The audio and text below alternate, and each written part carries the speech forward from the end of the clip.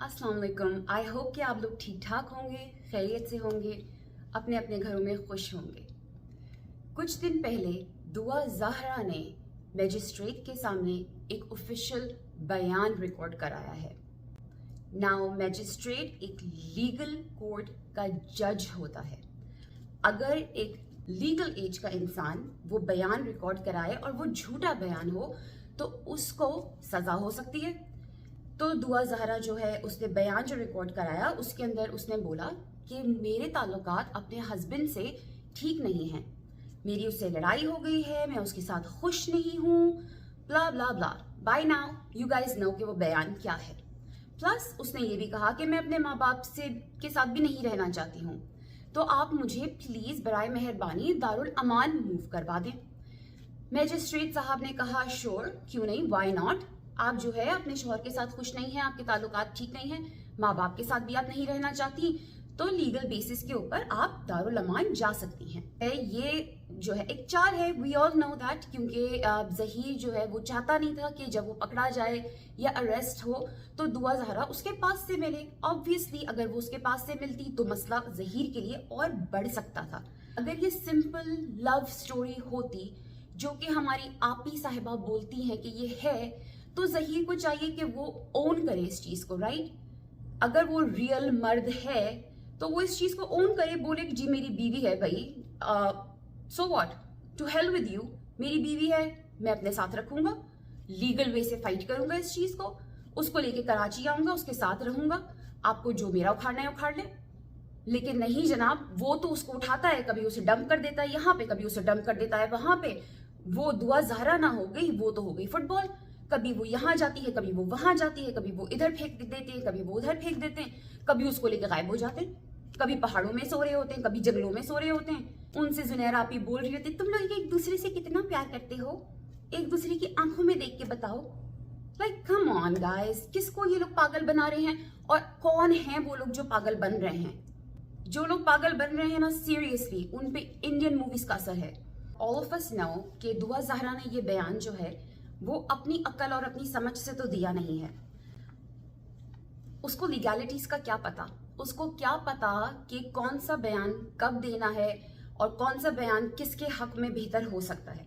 क्योंकि अगर वो वाकई में एक रेगुलर नॉर्मल बंदी होती, फ्रेंड को कॉल करती या वो रीच आउट करती किसी और रिश्तेदार को हेल्प के लिए, वो लीगल वे पे ना जाती। So all of us know कि उसको किसी ने गाइड किया है, और गाइड करने वाली एक लीगल टीम है, एक चालाक लीगल टीम है जो कि दुआ ज़हरा को प्रोटेक्ट नहीं कर रही है, उसके लिए नहीं सोच रही है, वो सोच रही है अपने क्लाइंट के लिए। और क्लाइंट कौन है? जहीर और शब्बीर, जो कि एज यूजुअल हमेशा की तरह दुआ ज़हरा को एज ए शील्ड यूज कर रहे हैं। दुआ ज़हरा हर जगह आके कहती है नहीं नहीं, जहीर का तो कोई कसूर नहीं है, जहीर की फैमिली को तो कुछ भी नहीं पता, इन लोगों को तो कभी कुछ मालूम ही नहीं था, ये तो बहुत शरीफ लोग हैं। मैं इन सब बड़ी उम्र के लोगों को कन्विंस करने की पावर रखती हूँ, और ये सारे जो हैं ये सारे मेरे सामने घुटना टेक देते हैं। तो यहाँ पर भी इन्होंने दुआ ज़हरा को ही सामने कर दिया कि हमारे लिए आसानियां पैदा हो, हमारे लिए मुश्किलात पैदा ना हो। और दुआ ज़हरा एज यूजुअल बेचारी मोहब्बत की मारी जाके दारुल अमान में बैठ गई। सो नाउ इधर उसने कोर्ट जाके मैजिस्ट्रेट के सामने सच बोला या उसने मैजिस्ट्रेट के सामने झूठ बोला, right, we don't know, magistrate को भी नहीं पता। अगर मैजिस्ट्रेट साहब को पता लग जाए कि उसने आके कोर्ट के अंदर, एक लीगल कोर्ट के अंदर झूठ बोला है, एक जज के सामने झूठ बोला है, which is a big deal, at least यहाँ पे it is a huge deal कि कोर्ट के सामने आप जाके झूठ बोलें, उसके ऊपर बड़ी से बड़ी सजा होती है जज के सामने झूठ बोलने पे, और सजा भी ठीक ठाक होती है, कोई छोटी मोटी सजा नहीं होती कि अगर आप जज के सामने जाके झूठ बोले और लीगल डॉक्यूमेंट पे झूठी गवाही पे आप साइन करें तो उसकी बड़ी से बड़ी सजा होती है। आई डोंट नो कि पाकिस्तान में आप जाके झूठ ऐसे ही बोल सकते हैं जज के सामने, कोर्ट का मजाक उड़ा सकते हैं, कर सकते हैं क्या आप ऐसा? तो अगर वहां पे भी कोर्ट की उतनी ही इज्जत होती है, जजेस की उतनी ही इज्जत होती है जितनी इस मुल्क में अमेरिका में होती है, तो आई गेस वहां पे भी वैसे ही उसको ट्रीट किया जाता होगा। तो फिर दुआ ज़हरा को भी सजा होगी अगर तो उसने झूठ बोला है कोर्ट के सामने। बट दुआ ज़हरा चूंकि एक माइनर चाइल्ड है, इसलिए सिंध हाई कोर्ट ने ये फैसला किया कि वहां पे दारुल अमान में बैठी है लाहौर में, तो दारुल अमान तो कराची में भी है। Now this was a very valid point that Gibran Nasir raised. I'm proud of you. तो he is an excellent attorney by the way. तो उन्होंने ये बोला कि दारुल अमान तो दोनों जगह पे है जनाब, तो ट्रायल जो है वो कराची में चलेगा, वो वहां पे बैठी है ना, उसके हस्बैंड से ताल्लुकात ठीक है, वो माँ बाप के पास नहीं आना चाहती, हम तो कह भी नहीं रहे कि लाइए उसे माँ बाप के घर में बिठा दें, हम तो कह रहे हैं उसे कराची ले आइए।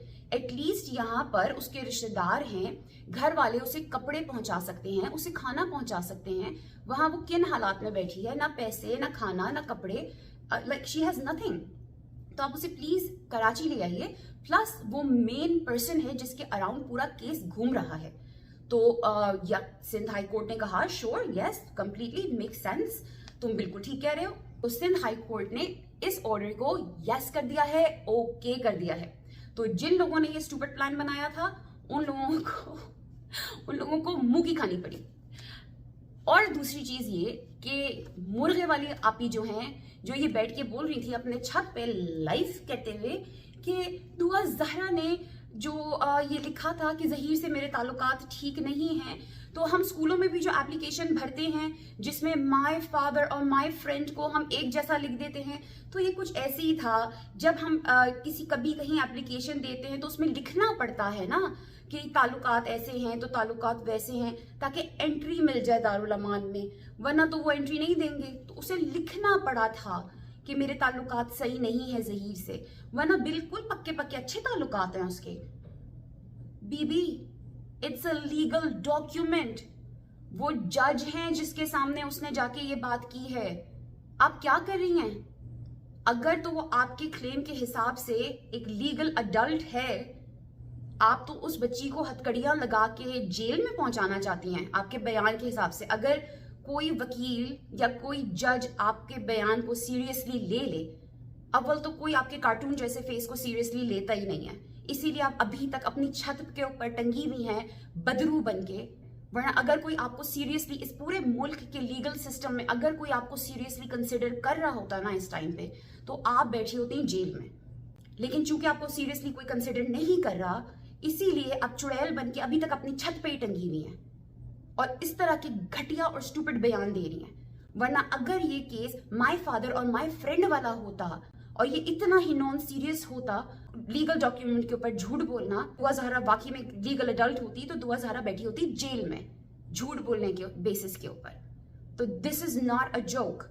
उसने एक मैजिस्ट्रेट के सामने, एक जज के सामने, एक कोर्ट में जाके ये बयान दिया है कि मेरे और मेरे हस्बैंड के ताल्लुकात ठीक नहीं हैं। तो आप ये नहीं कह सकती कि इट्स जस्ट एन एप्लीकेशन।